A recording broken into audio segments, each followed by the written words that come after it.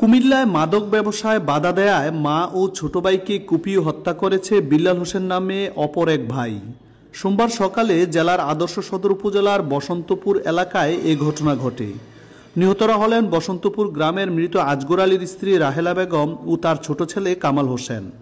ঘটনার পর থেকে বড় ভাই ঘাতক বিল্লাল হোসেন পলাতক রয়েছে। এ ঘটনায় ঘাতকের স্ত্রী আকলিমা খাতুনকে আটক করেছে পুলিশ।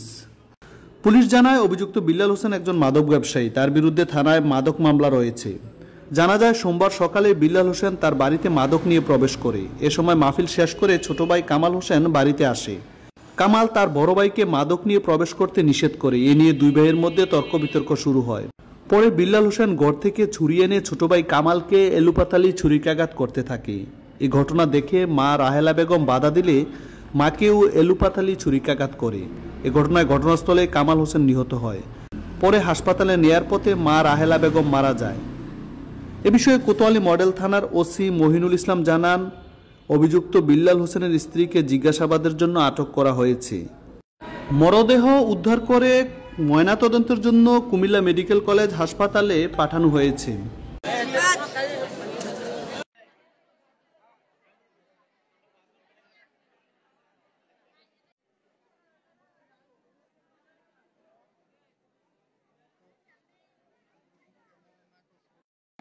আমরা আসলে সংবাদ পেয়েছি যে এখানে মা আর ছেলেকে হত্যা করা হয়েছে। আমরা এখন চলে এসেছি। আমরা জানতে পেরেছি যে এখানে বড় ভাই আর ছোট ভাই, একজন প্রায় মাদক কারবারি আর একজন ভালো মানুষ।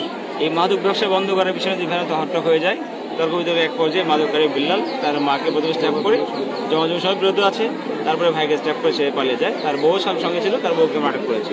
আর বিষয়ে আইনগত ব্যবস্থা অবগত আছে। ঘাতকের সম্পর্কে একটু জানতে চাচ্ছিলাম, তার কোনো তথ্য আছে? ভালো না জানা যায়, এলাকা জানা যায় ভালো না, ভালো না। ভাইদের মধ্যে এটা নিয়ে দ্বন্দ্ব ছিল, দুই ভাইদের মধ্যে ভালো মন্দ নিয়ে দ্বন্দ্ব ছিল, তাদের মধ্যে জমি অনেক বিরোধ আছে। এই বিষয়গুলো বাধা দেওয়ার কারণে হয়তো হতে পারে এটা, তবে তদন্ত না করে বলা যাবে না আসলে কি আছে। মাদক সংশ্লিষ্টতার অভিযোগ আছে স্থানীয় বলছে, জানা যাচ্ছে আর কি, কিন্তু আসলে এর তদন্ত না করে বলা যাবে না আসলে কি কারণে মাদকটা হলো বলা যাবে না। আমরা আসছি, আমরা লাশ উদ্ধার করেছি, আইনগত ব্যবস্থা গ্রহণ করবো। আমরা ঘাতকের স্ত্রীকে গ্রেপ্তার করেছি। আমরা যারা সে জড়িত ছিল নাকি জানা যায়, দেখা যাক তদন্ত সবাইকে বলা যাবে এই ঘটনাটা কি আসলে কি কারণে মারটা হলো।